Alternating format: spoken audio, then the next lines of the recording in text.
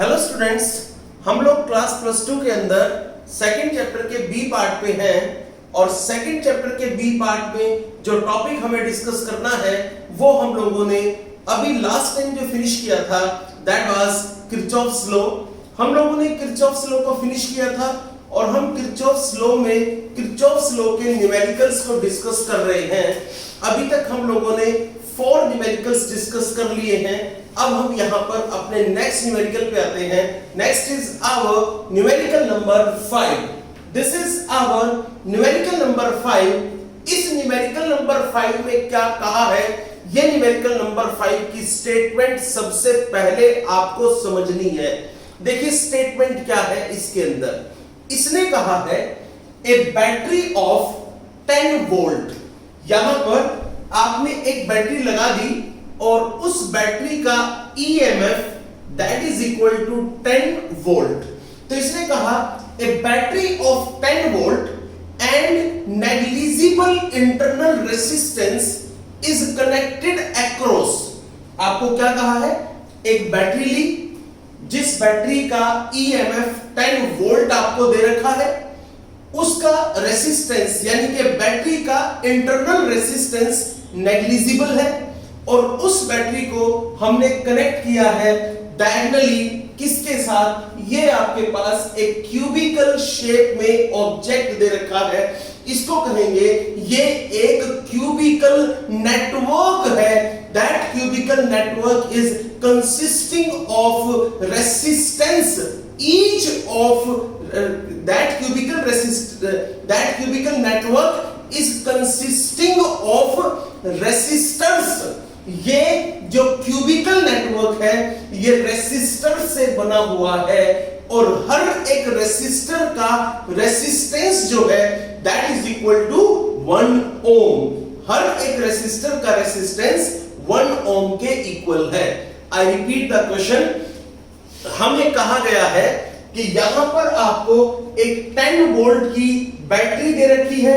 उस 10 वोल्ट की बैटरी को आप एक क्यूबिकल इलेक्ट्रिकल नेटवर्क, इसको बोलते हैं हम, this is a cubical electrical network जो रेसिस्टर्स का बना हुआ है और जिसमें हर एक रेसिस्टर की जो रेसिस्टेंस है दैट इज इक्वल टू 1 ओम। और अब हम आगे चलते हैं।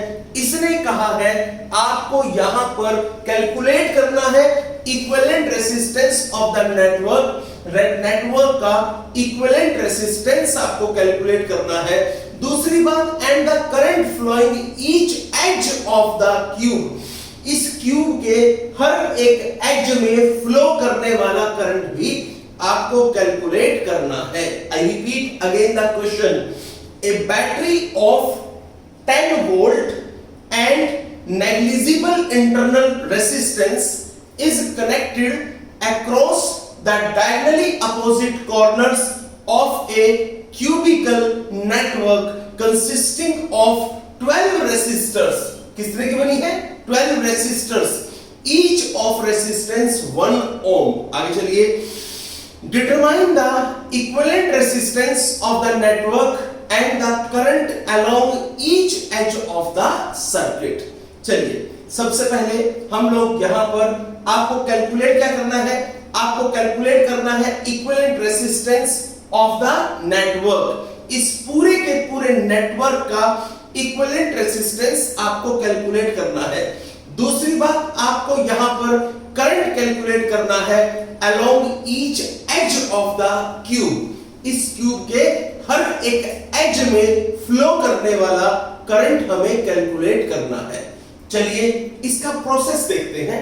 हमें नहीं पता कितना करंट फ्लो कर रहा है, बस हम अपनी तरफ से इमेजिन कर लेंगे कि हाँ भाई इतना करंट हम यहां पर मान सकते हैं। देखिए कैसे, मान लीजिए हम यहां पर समझ लेते हैं कि यहां से जो है दैट इज 6 एम्पियर या 6I करंट यहां पर फ्लो कर रहा है। तो यहां से 6I करंट आया, वो 6I करंट 3 पार्ट्स में डिवाइड होगा। यहां पर 2I इधर चला गया, ये रहा, और 2I ये रहा, वो इधर चला गया, 2I ये रहा, ये वाला यहां चला गया। चलिए अब बारी बारी से इसको समझते हैं। यहां पर 6i का करंट है, 6i का करंट 3 पार्ट्स पे डिवाइड हुआ, ये वाला 2i, ये वाला भी 2i और ये वाला भी 2i। आगे चलिए, यहां पे करंट फिर यही वाला है, this is equal to 2i, ये 2i आगे जाके 2 पार्ट में डिवाइड होता है, यहां पर i है और यहां पर भी i है। आगे चलिए, यही वाला i यहां से इधर आएगा, ये लीजिए ये वाला I करंट यहां पर है। आगे चलिए, यही वाला I करंट आपको यहां पर भी मिलेगा। चलिए अब हम और आगे चलते हैं। यहां पे जो 2I करंट है, अब हम इसकी बात कर लेते हैं। ये जो 2I करंट है, इसका एक पार्ट I आपको यहां मिलेगा, दूसरा पार्ट मींस एक पार्ट यहां पर ऐसे, ये भी I है और यही वाला I आपको यहां पर मिलेगा। इस I का एक पार्ट ये रहा, I का दूसरा part that is equal to I वो यहां पर है, ये रहा, this is equal to I। चलिए यहां पर भी I करंट ही है। आगे चलो, यहां पर ये 2I है, 2I के भी 2 पार्ट कर लो, एक पार्ट यहां पर ये I हो गया, दूसरा पार्ट यहां पर ये I हो गया। आगे चलिए, ये वाला I यहां पर है, ये वाला I यहां पर है, यहां से जो आया that is equal to 2I, ये यहां पर आ चुका है। आगे चलिए, यहां से I करंट इधर आया, ये रहा, यहां से I करंट इधर आया, ये रहा, अब यहां पर इधर आ चुका है, ये वाला I करंट ये रहा, ये वाला I करंट ये रहा, that is equal to 2I वो ये रहा। आगे चलिए, अगले स्टेप पे आ जाइए। अब हम इसी को थोड़ा सा आगे लेके चलते हैं, जरा समझिएगा क्या है। यहां 2I का एक पार्ट I ये रहा और इस 2I का एक पार्ट I ये रहा, ये वाला I, ये वाला I यहां पर मिल करके this is equal to 2I हुआ, यही 2I आपको यहां पर मिल जाएगा। आगे चलिए, अगेन एक I यहां पर है, एक I यहां पर है, टोटल 2I हो गया, ये वाला भी 2I आपको यहां पर मिल गया, दैट इज यहां पर करंट कितना हो गया, अगेन 6I। तो सुनिए, यहां से 6I करंट चला था और यहां से 6I करंट ही बाहर आ जाएगा, यानी कि इसके अंदर जो करंट का डिस्ट्रीब्यूशन हमने बनाया है, that current distribution is accurate.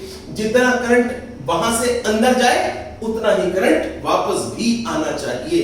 ये हमारे पास इसका जो करंट का डिस्ट्रीब्यूशन था वो हमने तैयार किया है। अब हमें यहां से 2 बातें निकालनी है। एक तो हमें इक्विवेलेंट रेजिस्टेंस निकालना है, दूसरी बात हमें current through each resistance calculate करना है।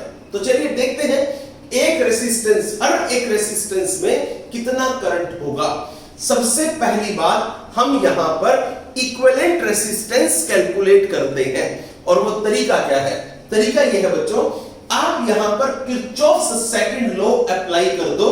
तो चलिए ठीक है, हम किरचॉफ्स सेकंड लॉ को अप्लाई करते हैं। हम करेंगे, this is applying Kirchhoff's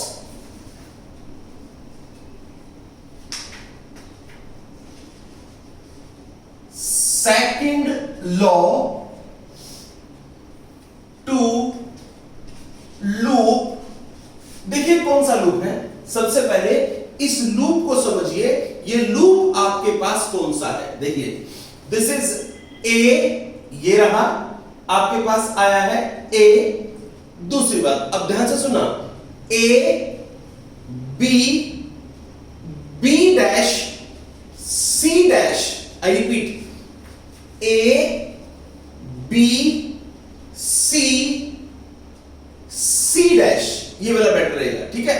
I repeat, A B C, C dash, घूम के इधर आ जाओ, this is E and again this is A. तो आपको लूप देखो कौन सा मिला, ए से बी गए, बी से सी गए, सी से सी डैश गए और सी डैश से फिर ई आए और यहां पर वापस। तो क्या कहोगे, in loop A B, this is B dash C dash and E साथ में फिर A, ये रहा। आगे चलिए, applying Kirchhoff's second law to the loop this, आपने अप्लाई किया। चलिए अब हम यहां से क्या करते हैं उसको सुनिए। वी गेट, हमें वैल्यू मिलेगी क्या, सुनिए। सबसे पहली बात आप ये बताइए, जब आप A से लेके B तक जाएंगे तो जिस डायरेक्शन में आप जाएंगे आपको करंट भी उसी डायरेक्शन में जाता हुआ दिख रहा है, यानी कि आप करंट का प्रोडक्ट और रेसिस्टेंस का प्रोडक्ट आपको सेम, दोनों का दोनों प्रोडक्ट आप सेम डायरेक्शन में यहां पर ले सकते हैं। देखिए करंट कितना है 2I, रेसिस्टेंस कितना है, that resistance is equal to R, और R की वैल्यू आपको क्या दे रखी है 1। तो चलिए ठीक है, फिलहाल मैं इसको यहां पर R ले लेता हूं, आगे चलता हूं। It will be 2I R। आगे चलो भाई, अब A से लेके B तक गए, अब B से लेके C तक आओ, यहां पर फिर वही रेसिस्टेंस R है। बताइए I और R, आप जिस डायरेक्शन में, करंट भी उसी डायरेक्शन में, then it will be equal to, this is plus I into R। आगे चलिए, अगला स्टेप यहां पर आ जाइए, यहां पर फिर आपका रेसिस्टेंस R है, तो बताइए 2I करंट है, तो क्या बन गया, this is plus 2I R, ये रहा। आगे चलो, यहां से घूम के अब इधर आ जाओगे, फ्रॉम नेगेटिव टू पॉजिटिव जाओगे, in that case EMF will be taken positive, then it will be taken as 10। ये आपने यहां पर किरचॉफ्स का सेकंड लॉ अप्लाई कर दिया है। चलिए इसको सॉल्व करते हैं, क्या रिजल्ट हमारे पास आता है इसके बारे में अब हम यहां पर बातचीत कर लेते हैं। चलिए करें, देखिए क्या है। ये वाली वैल्यू जो हमारे पास E की वैल्यू आई है, इसको मैं अभी यहां पर मेंशन नहीं करना चाहता, क्योंकि इसने मुझे इसके लिए बैटरी जो 10 वोल्ट की दी है, मुझे वहां से सबसे पहले केस में मुझे इक्विवेलेंट कैलकुलेशन करनी है। मैं इसके लिए सिर्फ यहां पर E को ही कैलकुलेट कर लूंगा, दिस इज E, मैंने सिर्फ यहां पर E लिखा है।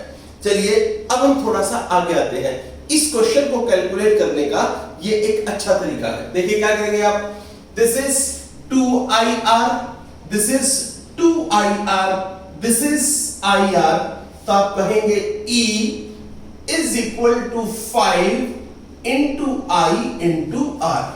ये आपके पास आ चुका है। अब हम थोड़ा और आगे चलते हैं, तो E इज इक्वल टू, यहां से आपने देखा this is 5 into I into R, ये आपके पास आ चुका है। अब अगर हम चाहें तो इक्विवेलेंट रेसिस्टेंस नेटवर्क का निकालना चाहें, so equivalent resistance of network is given by, कितना होगा, कितना बनेगा, जरा समझिए। इक्विवेलेंट रेसिस्टेंस नेटवर्क का क्या होगा, that is equal to R, और वो है कितना, उसकी वैल्यू हमें कैलकुलेट करनी है। दिस इज कितना होगा, बताइए। टोटल रेसिस्टेंस की वैल्यू हमारे पास क्या बनती है, टोटल रेसिस्टेंस की वैल्यू हमारे पास जो बनती है उसको हम लोग यहां पर इस समय R डैश से डिनोट कर देंगे, क्योंकि ये हमारा टोटल इक्विवेलेंट रेसिस्टेंस है। बताइए रेसिस्टेंस क्या होता है, this is total EMF upon total current, this is what, total EMF upon total current. तो चलिए आगे, R dash is equal to total EMF हमने निकाला, this is 5 into I into R upon जो टोटल करंट है उसकी value हमारे पास कितनी है। अगर हम टोटल करंट की वैल्यू कैलकुलेट करना चाहें तो ये हमारा टोटल करंट यहां पर 6i है, तो हम कहेंगे दिस इज 6 ऑफ i। आगे चलिए, इस i से ये वाला i कैंसिल हुआ, 5/6r ये आपके पास है। आपको पता होगा कि जो r की वैल्यू है दैट इज इक्वल टू 1 ओम, तो आपके पास इक्विवेलेंट रेजिस्टेंस आ चुका है 5/6, बिकॉज r की वैल्यू 1 ओम है, तो इट शुड बी 5/6 ओम। अब आप एक बात बताइए, आपको यहां पर equivalent resistance of the network मिल चुका है। अब हम बात करते हैं करंट इन द नेटवर्क। तो बताइए, this is current in the network. अगर हम नेटवर्क के अंदर करंट की बात करें तो करंट इन द नेटवर्क हमारे पास आएगा I is equal to E upon R, but total current कितना है 6i, so it should be 6i is equal to E upon R।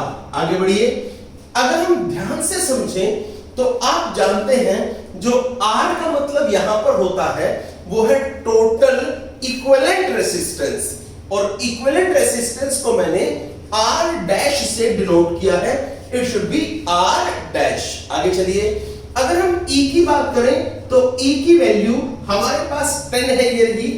R dash की वैल्यू हमारे पास 5/6 है, ये रही। हम इसको सोल्व करें, this is 10 into 6/5, this is equal to 12, ये आपके पास यहां पर आ जाता है। तो 6i is equal to 12, i is equal to 12/6, this is equal to 2 ampere. ये आपके पास यहां पर करंट भी आ गया है। अब आप इस क्वेश्चन को ध्यान से सुनिए, दोबारा समझिए, ये बहुत इंपॉर्टेंट क्वेश्चन है। आपको इसमें कह क्या रखा है, इस चीज को आप पूरा प्रॉपर फोकस कीजिए। इस क्वेश्चन में आपको कहा कि आपके पास यहां पर एक ईएमएफ है, जो ईएमएफ की वैल्यू 10 वोल्ट की है, और इस ईएमएफ के साथ आपने यहां पर एक क्यूबिकल नेटवर्क ले रखा है, और इस क्यूबिकल नेटवर्क के अंदर करंट फ्लो करेगा।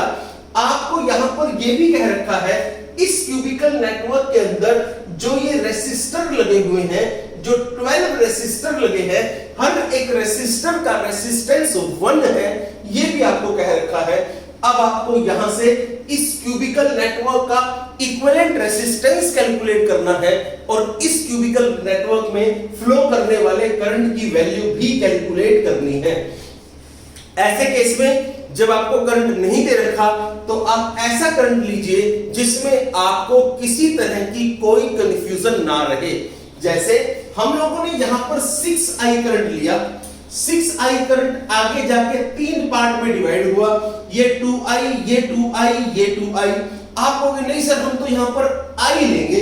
अगर तुम यहां पर i लोगे तो यहां पर कितना होगा i/6, यहां पर कितना होगा i/6, यहां पर कितना होगा, सॉरी यहां पर कितना होगा i/3, यहां पर क्या होगा i/3, यहां पर भी क्या होगा i/3।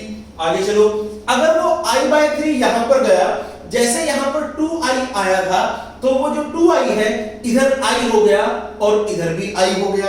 अगर यहां पर होता i/3 तो फिर i/3 का हाफ i/6 यहां होता और i/6 यहां होता, जो आपको कंफ्यूज करता।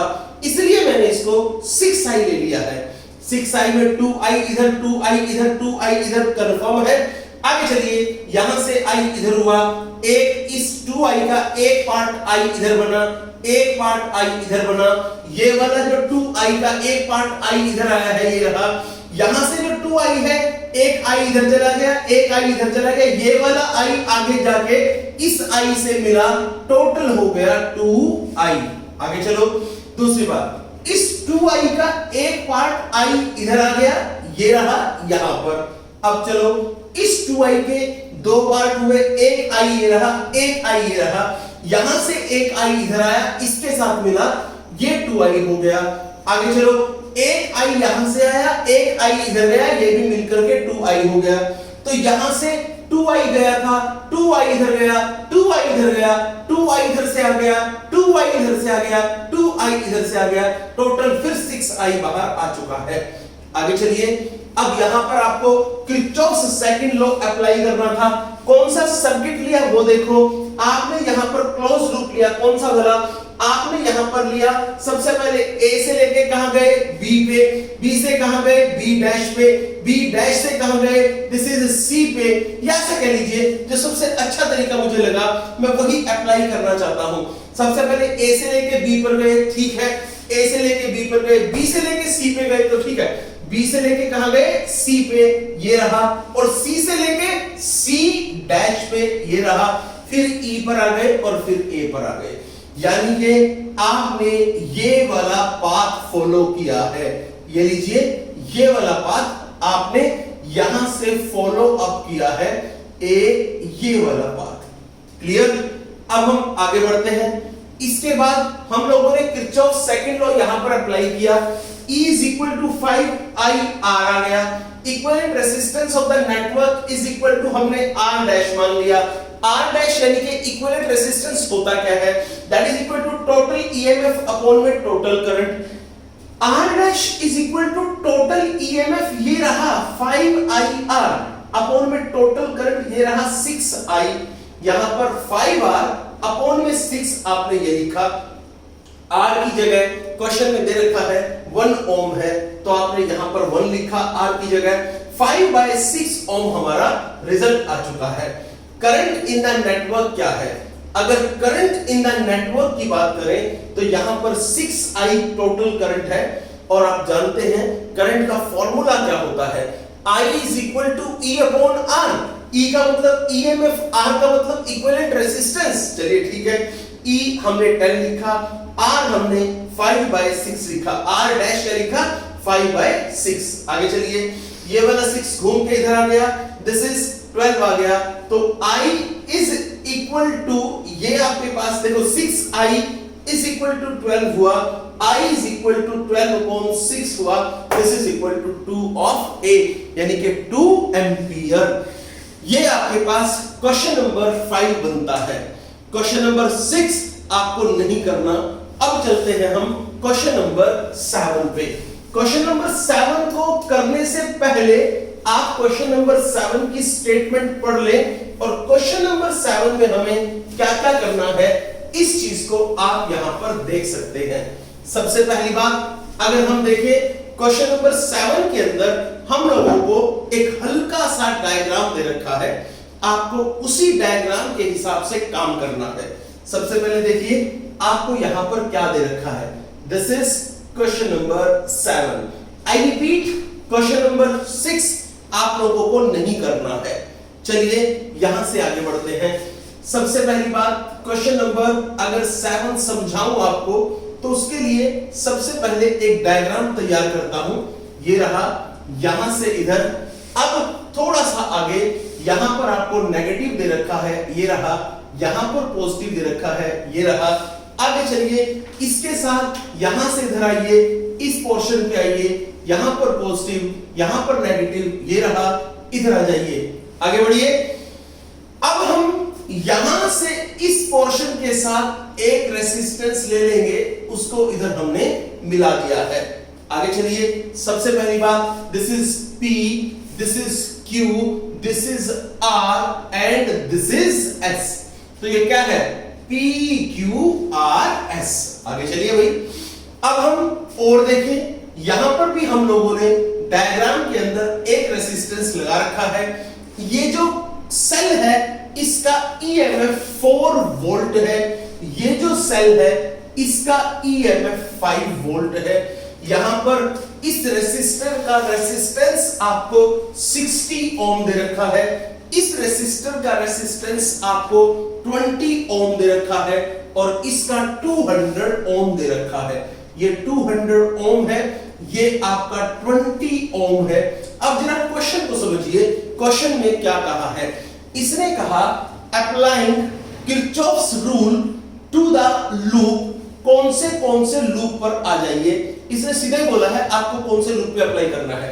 Applying Kirchhoff's law to the rule P S R sorry P R S P, this is P R S P, इस पे लगाओ, और पी आर क्यू पी इस पे लगाओ, और इस पे लगा के आपको करंट कैलकुलेट करने हैं। जो करंट यहां पर बनेंगे आपको वो करंट यहां से कैलकुलेट करने हैं। कौन से करंट जरा देख लो। आपने यहां से एक करंट भेजा, दिस इज कॉल्ड, इस करंट को हम कुछ नाम दे देते हैं। देख लीजिए क्या नाम देंगे। पहली बात, मान लीजिए यहां पर हमें एक करंट मिला, that is equal to I1, ये करंट है। यहां से भी इसमें से एक करंट, देखो करंट हमेशा पॉजिटिव से निकलेगा, तो यहां पर निकला।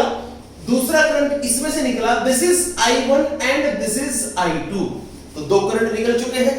अब ये बताइए, यहां पर करंट I1 है, यहां पर करंट I2 है, बताइए टोटल यहां पर कितना करंट होगा, दैट इज I3, तो टोटल I3 करंट यहां पर होगा। आगे चलिए नेक्स्ट कॉन्सेप्ट। अब हमें करना क्या है, हमें बेसिकली I1, I2 और I3 की वैल्यू कैलकुलेट करनी है। तो क्या लिखोगे, आप लिखोगे बाय किरचॉफ्स लॉ,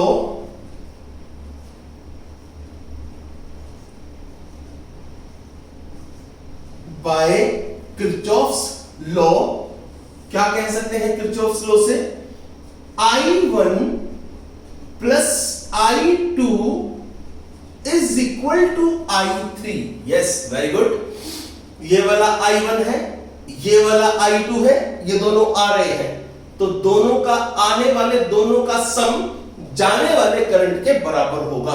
तो क्या कहोगे, दिस इज किरचॉफ्स लॉ के हिसाब से I1 plus I2 is equal to I3, ये आपने कहा। This is our equation number first. अब हम चलते हैं आगे। लूप देखिए कौन सा लेना है। इन लूप जो आपको कह रखा है वही लूप आपको कंसीडर करना है। पहला loop P R S P, क्या कहोगे, in loop P R S P। चलिए अप्लाई कीजिए। P R S P loop को अगर देखो तो P से लेके R तक जाओगे तो करंट भी इसी डायरेक्शन में है, और जब करंट भी उसी डायरेक्शन में होता है तो उस केस में करंट और रेसिस्टेंस के प्रोडक्ट को हम पॉजिटिव लेते हैं। तो क्या करोगे, दिस इज 20 I3, ये रहा 20 I3, आपने एक वैल्यू यहां पर ले ली है। आगे चलिए, यहां पर ये वाला current, this is here I2, ये वाला करंट यहां पर है। अब हम थोड़ा और आगे चलते हैं, नेक्स्ट स्टेप को यहां से समझने की कोशिश कीजिए। आई रिपीट द क्वेश्चन, आपको नेक्स्ट स्टेप यहां से प्रॉपरली समझना है। देखिए कैसे करेंगे आप, देखिए ध्यान से। यहां पर I2 करंट है, ये रहा, यहां पर I3 करंट है, ये रहा, यहां पर I1 करंट है, ये रहा। आप देखिए यहां पर जो करंट होगा that is also equal to I3 current ही आपका यहां पर भी है। अब आप सोच के बताओ, आपको इस पोर्शन में यहां से जब आगे बढ़ेंगे तो यहां पे कौन सा करंट चला जाएगा और यहां पे कौन सा करंट चला जाएगा। दिमाग लगा के सोच के मुझे बताइए, कौन सा करंट आपका किस डायरेक्शन में जा सकता है, आपको उस करंट के बारे में बात करनी है। देखिए यहां पर I3 करंट आया, that is the sum of I1 and I2, तो डेफिनेटली यहां पर जो आएगा दैट इज I2, क्योंकि I2 गया है तो I2 ही बाहर आएगा। I2 बाहर गया तो I2 ही अंदर आएगा। दूसरी बात, यहां पर I2 इसमें गया इधर, तो यहां पर चला जाएगा I1। चलिए अब कैसे करोगे, दिस इज 20 I3, P से लेके आप R पे गए, R से लेके S पे आओ, क्या लिखोगे, दिस इज 200 I1। चलो आगे, अब नेगेटिव टू पॉजिटिव जाओगे, that is equal to how much, this is 5। एक ये हुआ इक्वेशन नंबर सेकंड, ये आपके पास इक्वेशन नंबर सेकंड हो गई है। आगे चलिए, अब हम अगली बात करें, दिस इज इन लूप। अब कौन सा लूप है भाई? अब आप लूप ले लीजिए, this is P Q R P, ये कह लो P R Q P। तो ये लो, this is P R Q P। ये लूप आपने यहां पर लिया। बताइए कैसे बनेगा ये लूप और इसमें क्या क्या करना पड़ेगा। सबसे पहले P से लेकर R पर जाओ, देखो कितना बनेगा। दिस इज 20I3, आगे बढ़ो। दिस इज P से लेकर R से लेकर Q पर आए, कितना बना? 60I2, आगे चलो भाई। नेक्स्ट, अब हम इधर आ जाते हैं। दिस इज इक्वल टू 4, ये है हमारा इक्वेशन नंबर 3। हमने यहां पर हमारी इक्वेशंस तैयार कर ली हैं। अब हम from equation first, second and third, इनसे हम I1, I2 और I3 की वैल्यूज को कैलकुलेट कर सकते हैं। अब ये हमारे लिए कोई बहुत डिफिकल्ट काम नहीं है। मैं आपको एक हिंट दे देता हूं, करोगे कैसे। I3 की वैल्यू है, I3 is equal to I1 plus में I2, डेफिनेटली है। I3 is equal to I1 plus में I2 है ना, तो इस इक्वेशन में आप I3 की जगह लिख दो I1 प्लस में I2। इस इक्वेशन में भी I3 की जगह लिख दो I1 प्लस में I2। तो डेफिनेटली आपके पास ये जो इक्वेशन होंगी ये I1 और I2 में आ जाएंगी। उसके बाद इनको सोल्व करना बिल्कुल सिंपल आपके लिए हो जाएगा। चलिए अब हम नेक्स्ट क्वेश्चन नंबर 8 पर आते हैं। देखिए हमारे पास क्वेश्चन नंबर 8 में क्या कह रखा है, उस क्वेश्चन को भी हम समझने की कोशिश करते हैं। देखिए भाई, क्वेश्चन नंबर 8, उसको करने से पहले आपको यहां पर एक डायग्राम बनाना पड़ेगा। मैं आपकी हेल्प कर रहा हूं डायग्राम बनाने में, ताकि आपको क्वेश्चन को समझने में ज्यादा प्रॉब्लम नहीं आएगी। देखिए कैसे है। सबसे पहली बात, आप इधर गए, एक रेसिस्टर ये लगाया, यहां पर इधर आए, इसके साथ इधर। नेक्स्ट स्टेप, अब आप इधर आ गए, अब आप यहां से इधर इस पोर्शन में आए, रेसिस्टर फिर लगा हुआ है, साथ में आपके पास एक बैटरी लगी है, वो ये रही, इस कंडीशन में है। चलिए आगे, यहां से इधर इसको इसके साथ मिला लीजिए। आगे चलते हैं, यहां से अब हम इधर आ जाते हैं।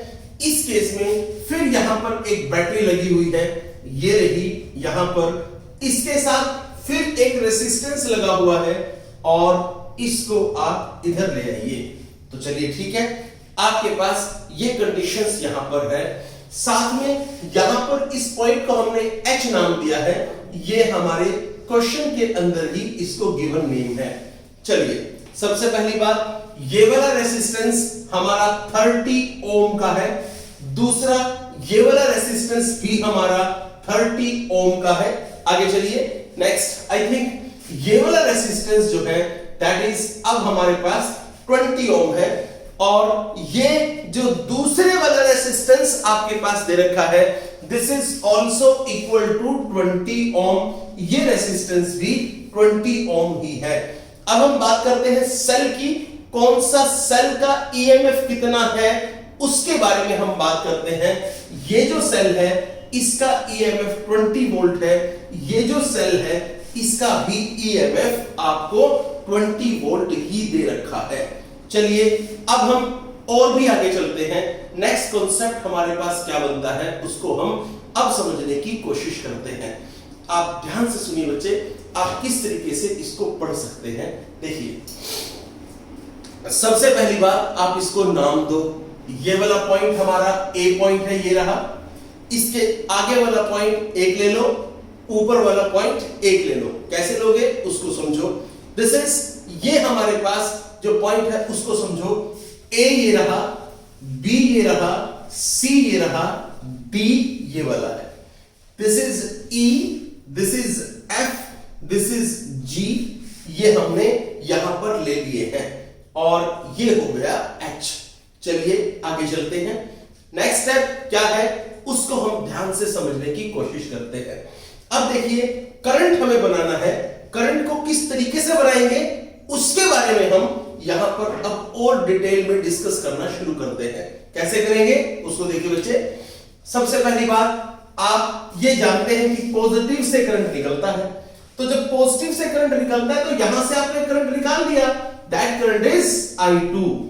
पॉजिटिव से करंट निकला है and that current is equal to I2। यहां पर भी पॉजिटिव से करंट निकला है and that current is equal to, मान लिया this is equal to I3, भाई मानना है। आगे चलिए, यहां पर करंट कितना हुआ, I2 करंट ये रहा, तो आया कितना होगा यहां पर, डेफिनेटली आया कितना होगा, अगेन I2 ही यहां पर आया होगा। आगे चलो, यहां से कितना करंट आ रहा है, दिस इज I3 आ रहा है। तो एक बात बताइए, सोच के बताइए, यहां पर कितना करंट जा रहा है, कितना होगा I1, आपने बोल दिया कितना होगा I1 और आपने उसको कह दिया कि वो I1 करंट है। यहां से कितना आएगा, अगेन यहां पर करंट क्या होगा, दिस इज I1। अब I1 करंट का एक पार्ट यहां पर चला जाएगा I3 और दूसरा पार्ट उसका यहां पे जो I2 करंट है, ये वाला I2 करंट यहां पर होगा, तो ये I2 इधर आएगा, देख लीजिए this is equal to I2। तो यहां पर I1, यहां पर I2, इधर कौन सा हो गया I3। Is that clear? अगर अब आप इसको थोड़ा सा और अच्छे से समझेंगे तो आपकी समझ में डेफिनेटली यहां पर ये आ चुका होगा कि ये दोनों के दोनों करंट बाहर जा रहे हैं, ये वाला करंट इधर आ रहा है, तो ये वाला करंट इन दोनों का क्या है, सम। ये चीज हमारे पास है। अब हम चलते हैं आगे। अब हम सबसे पहली बात किरचॉफ्स लॉ अप्लाई करते हैं इस पॉइंट पे। हम कहेंगे applying Kirchhoff's law at point A. हम ए पॉइंट पे किरचॉफ्स लॉ अप्लाई करते हैं। This is applying Kirchhoff's law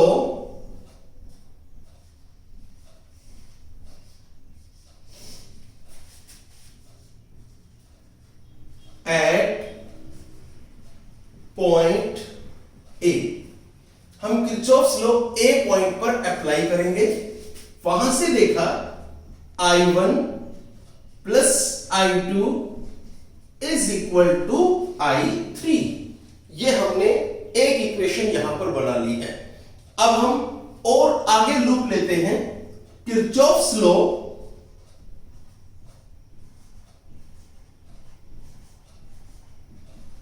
second law for loop. अब लूप समझिए कौन सा लेना है जिसके ऊपर किरचॉफ्स सेकंड लॉ हमें अप्लाई करना है। देखिए बहुत सारे लूप हमारे पास यहां पर है। हम सबसे पहले यहां पर जो लूप लेने जा रहे हैं दैट इज, ये पॉइंट है A, घूम के इधर आ जाओ, दिस इज H, H के बाद घूम के इधर आ जाओ, दिस इज D, और D के बाद आगे चलो, this is C, this is B, this is A। तो ये आपके पास पहला लूप बना। Kirchhoff second law for the loop A, H, D, C, B और फिर A। चलिए भाई अप्लाई करते हैं इस लूप को। दिस इज क्वेश्चन नंबर आपका, ये 8th क्वेश्चन है, one of the important question आपको ये दे रखा है। चलिए भाई अप्लाई करो। यहां से इधर गए कोई प्रॉब्लम नहीं, यहां से इधर आए, अब देखते हैं। दिस इज करंट की डायरेक्शन ऐसे ही है, हमें भी ऐसे ही जाना है। क्या बन गया, दिस इज 30I1। चलो आगे, यहां से इधर आ गए, अब यहां से इधर आ गए हैं। बताइए यहां पर वैल्यू क्या बनी, दिस इज 20, ये हो गया। यहां से इधर आ जाइए, ये क्या बना, दिस इज 20I3। चलिए भाई ये हमारे पास एक इक्वेशन तैयार हो जाती है, जो इक्वेशन हम लोगों ने यहां पर बना रखी थी। उससे हम अब आगे चलते हैं। नेक्स्ट पॉइंट हमारे पास क्या है उसके बारे में भी हम अपना डिस्कशन यहां पर शुरू कर लेते हैं। जरा समझिए। अब हम चलते हैं किरचॉफ्स लॉ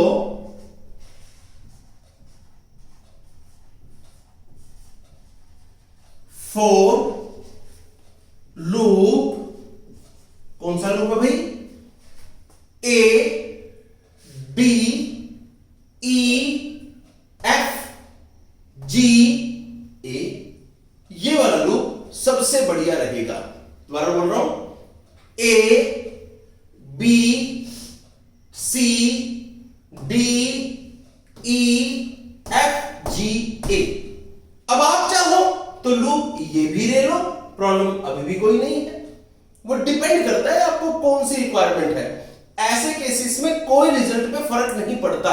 जब आप A G F E D C B A लेंगे तब भी रिजल्ट पे कोई फर्क नहीं पड़ने वाला। तो चलिए बेशक आप ऐसे ही ले ले। फॉर द लूप कौन सा? A G F E D C B A. आपने ये वाला लूप और यहां पर ले लिया। चलिए कैसे करेंगे अब आप? सबसे पहले ए से लेके यहां पर आओ जी और फिर एफ। देखो क्या करोगे बेटा, यहां पर नेगेटिव से पॉजिटिव जाएंगे, इट विल बी टेकन 20। आगे चलो। अब हम यहां पर जाएंगे इस डायरेक्शन में, क्या होगा? दिस इज 20i2, ये आपके पास यहां पर आ गया। आगे चलिए, इधर से इधर आ जाइए, कितना बना? 20i3 ये हो गया, प्लस 20i3। आगे चलो। फिर अब हम यहां से आगे चलते हैं। देखिएगा, ध्यान से इसको समझिएगा। एक आपके पास ये वाली वैल्यू इधर हुई, एक आपके पास ये वाली वैल्यू इधर। ओके, इसकी वैल्यू आपको यहां पर 20 और लिखनी पड़ेगी, ये रही, और 20i3 आपने ये ले लिया है। चले आगे। अब हम इससे और आगे बढ़ते हैं। इससे जब और आगे बढ़ते हैं तो और इसके अंदर अब हम डिस्कशन कर सकते हैं। जरा देखिए क्या क्या चीजें हमारे पास है, उसको हम समझने की कोशिश करते हैं। दिस इज इक्वल टू 40, ये हमारे पास यहां पर आ जाता है। This is called equation number first, this is called equation number second, this is called equation number third. अब हमारे पास equation first, equation second, equation third, हमारी तीनों इक्वेशंस यहां पर इकट्ठी हो चुकी हैं। अब हमें इन्हीं इक्वेशंस को सोल्व करना है। तरीका क्या है? आप i3, यहां पर जो वैल्यू आपके पास है i1 प्लस में i2 is equal to i3 है। आप i3 की जगह i1 प्लस में i2 यहां लिखें, फिर i3 की जगह i1 प्लस में i2 यहां लिखें। आफ्टर दैट आप देख लेंगे कि आपको इक्वेशन i1 और i2 में मिल गई है, और उस केस में i1 और i2 की वैल्यू ही आपको कैलकुलेट करनी है। यहां तक के क्वेश्चंस आपको ट्राई करने हैं।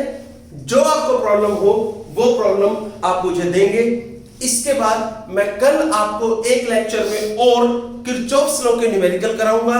आफ्टर दैट मैं आपको नेक्स्ट लेक्चर में अपना काम और आगे थ्योरी वाला काम जो है वो हम शुरू कर देंगे। All the best.